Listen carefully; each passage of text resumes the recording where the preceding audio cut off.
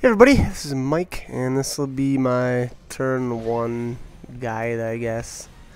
I just completed this tonight. I think it's one of the first times I've ever played this on my healer, but I've done this a billion times on my monk, but it doesn't, in all honesty, require a guide because this is just gradually getting easier and easier with this. You can see I've got they put the echo buff in, I think that was last week it started, and so it's at the, the first tier. I think my impression was it's gonna get better every 2 weeks.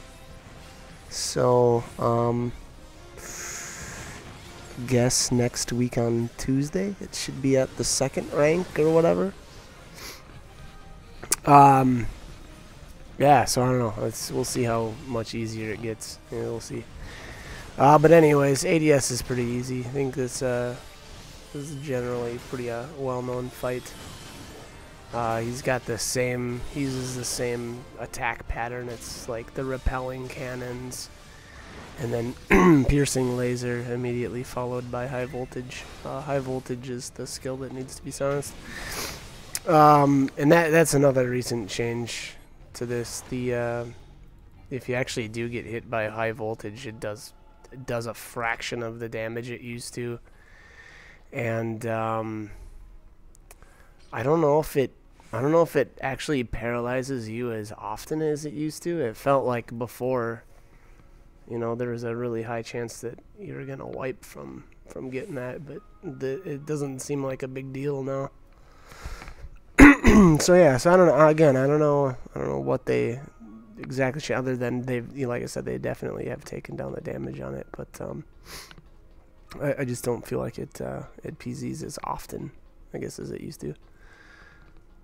So, anyways, again, ADS pretty easy. And this is another common strategy for this trash, is to just have one of your tanks gather everything up and just basically die while the rest of the group kills the golem. I don't know. I like it. It feels like it can shave some time off of these runs. Now that all this stuff is farmable, it's just all about getting this done fast. For repeated runs. Excuse me. So there you see the warrior die. You can res them back to the group, but that guy just preferred to not, and then not have the debuff or the weakness for this next part. In all honesty, that doesn't matter either. This second pull goes so fast, you only actually, quote unquote tank things for maybe 10 seconds. So, well, whatever, whatever. That's how we wanted to do it, and I wasn't gonna argue. I wasn't the one sacrificing my life for the cause.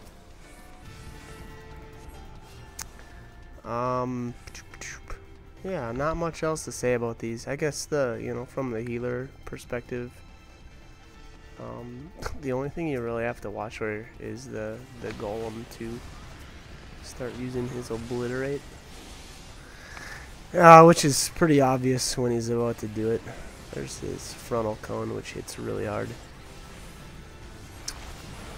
I'll try to watch where there it is.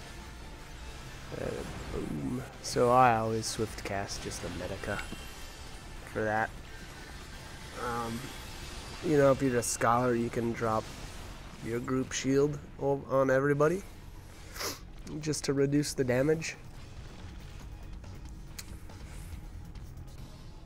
But yeah, so obviously all of the turns have got quite a bit easier because of the echo buff.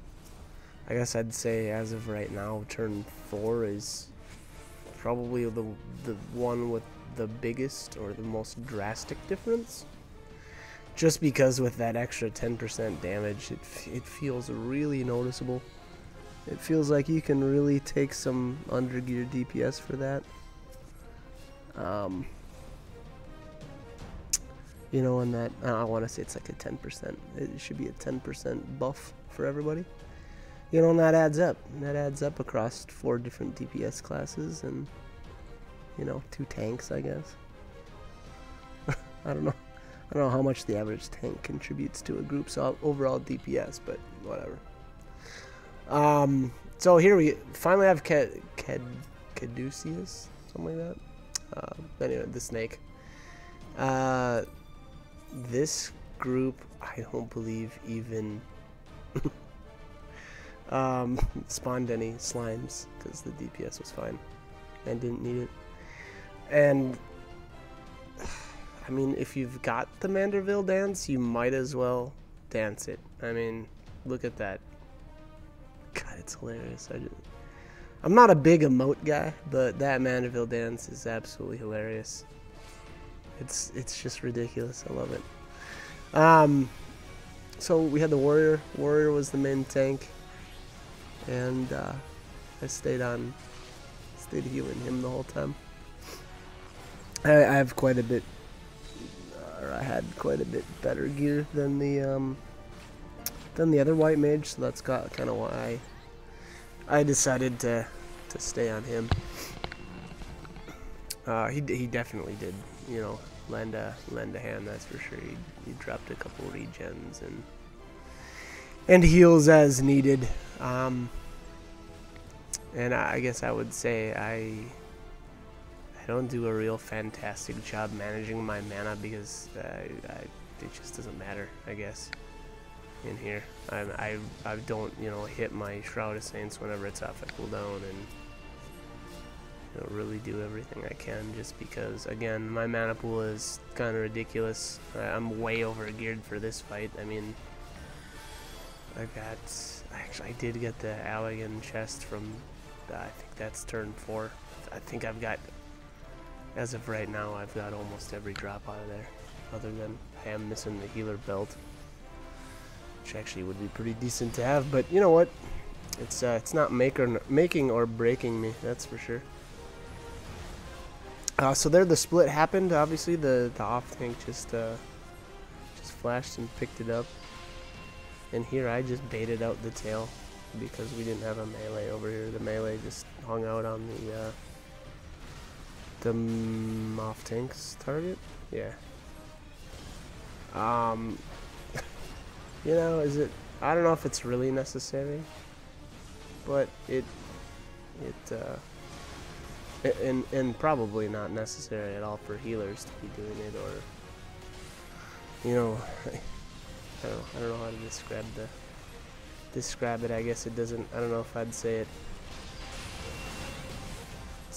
It's not going to be wise for most healers to do this, but I don't know. I guess if you're as comfortable as I am in this fight, then go right ahead. Like I said, it does reduce the outgoing damage because he doesn't auto attack or anything during that tail swipe. So, you know, if you feel confident enough, go right ahead, bait out the tail swipe. You might even make a friend or two. But yeah, again, you know, with this damage buff from Echo, it makes this fight, you know, quite a bit easier than it used to be. That, and I think everybody's got a real easy time getting gear these days. You know, Darklight used to be farmed, quote unquote. I guess that was really more before CT though. If you were doing CT, it was a great way to get philosophy too, but times change.